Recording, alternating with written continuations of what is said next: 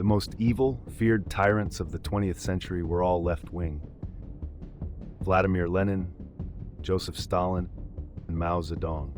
But there was another despot, every bit as bloodthirsty and tyrannical as the communists. His name is Adolf Hitler.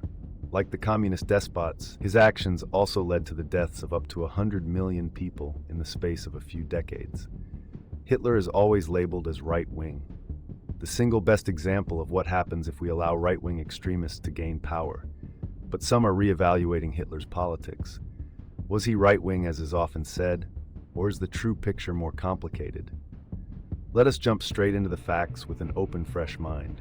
Let's see if Hitler truly was right-wing. Firstly, the driving force of Hitler's politics was anti-capitalism. He despised capitalism. Here are his own words in 1932. The capitalist system, with its exploitation of the masses and its worship of money, cannot serve as the foundation for a strong nation. It divides the people into classes and undermines the racial unity we seek. So already, Hitler saw the world through a socialist lens of class and capitalist exploitation. Yet he totally rejected Marx's class-driven socialism. The false doctrines of Marx and his followers have no place in a Germany reborn. Their internationalism is a Jewish lie, designed to rob nations of their strength and deliver them to slavery. For Hitler, socialism had to be national, not international.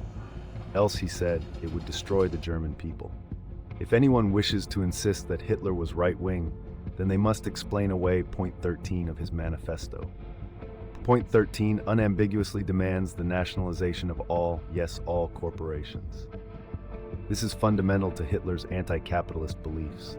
Once he grabbed power in the 1930s, any company that didn't align itself with the state was nationalized.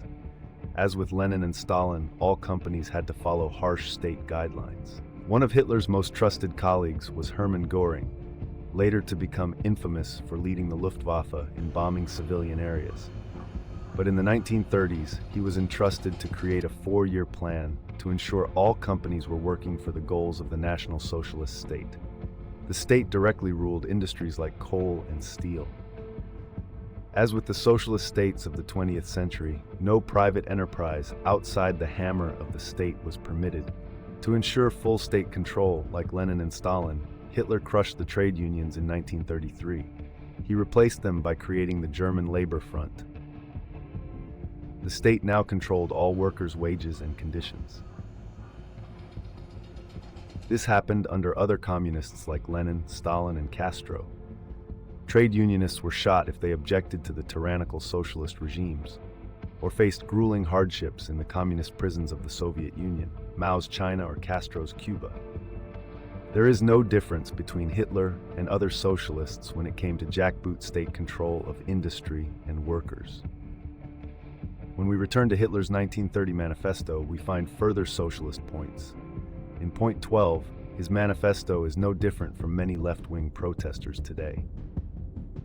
Personal enrichment from war must be regarded as a crime against the nation.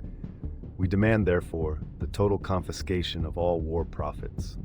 In point 15, Hitler calls for the extensive development of insurance for old age, surely a fundamental building block of any socialist country. When we move to point 16, we find the sort of demands Tony Benn, the famous Labour Party far-left socialist, called for: the immediate communalizing of big department stores. Tony Benn called for the nationalization of department stores in the 1970s. Point 17 is chillingly in sync with socialist regimes around the world. We demand a land reform suitable to our national requirements, the passing of a law for the expropriation of land for communal purposes without compensation. Hitler was seeking to take land without compensation, note that. No compensation to those who owned the land. They would lose it for the benefit of the nation.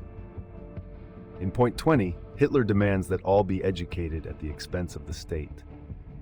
We demand the education of gifted children of poor parents, whatever their class or occupation, at the expense of the state. In other words, a national system of education controlled by the central government. The final point 25 of the manifesto calls for the creation of a strong central state power for the Reich, the unconditional authority of the political central parliament over the entire Reich and its organizations. Hitler is demanding the sort of central control found in all socialist states. The platform of the National Socialists of Germany has so much in common with the left that it is difficult to see how anyone could see Hitler's party as being right-wing. The ideas of the right put the individual ahead of the state. Trotsky wasn't murdered by the Americans or the capitalist running dogs of the West. He was murdered by the very people he helped into power. The Mensheviks were a socialist group that joined in the February Communist Revolution, but Lenin soon set about murdering and imprisoning them all.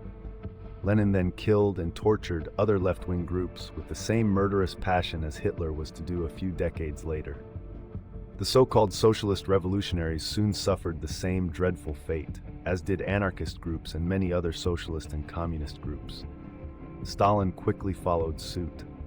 On gaining power, he set about murdering and imprisoning Trotskyists. Chairman Mao followed in the same manner as Lenin and Stalin in murdering socialists who had once enthusiastically supported the communist uprising.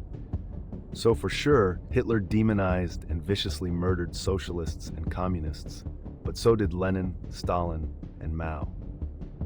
One of the main arguments for making Hitler right-wing, yet the communist dictators left-wing, is the militarization of Germany under Hitler.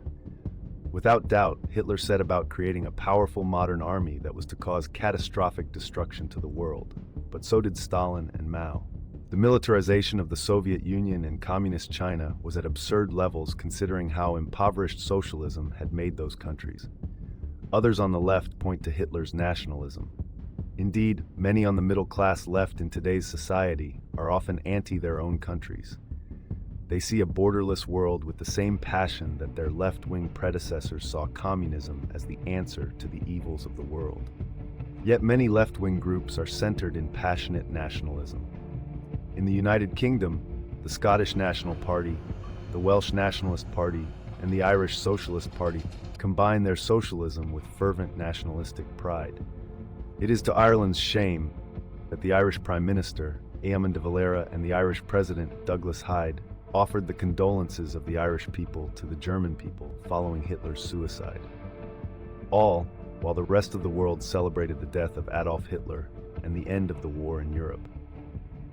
So where does this lead us? Was Hitler and the National Socialists left-wing, or were they right-wing?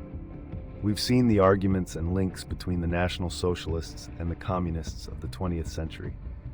They cannot be argued against. For many, Hitler will always be seen as the embodiment of the far right, a nationalist, military thug. For others, the arguments may be more equivocal. It is difficult to separate the views and actions of the far-left communist states from those of the German National Socialist state. If you have a moment, please like and subscribe, and please drop a comment below.